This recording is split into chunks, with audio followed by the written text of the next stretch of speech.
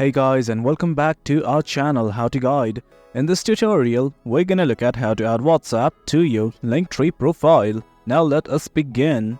Denote that I have already logged into my account. In case you have not, do it right now. Now let's simply look at how to add WhatsApp to our LinkTree. Well guys, as you can see, this right here is the interface. Now what you need to do is simply go to settings. At the left side of the screen, you will see a button like this called as settings, just below analytics. Click on it right now. Once you click on it, you'll be redirected to this page. Now let's simply look at how to add icon. At the top, you will see a purple button like this that says add icon. Click on it right now. Now from here, what you guys need to do is simply search for WhatsApp.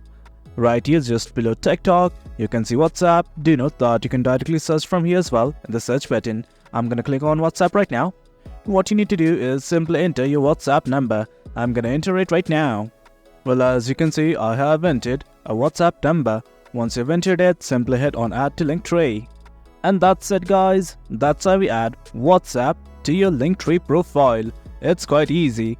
That is it guys. Hope you guys found this video informative, and for more content like this, do remember to hit like, share and subscribe. Your support fuels us. Until next time, thank you.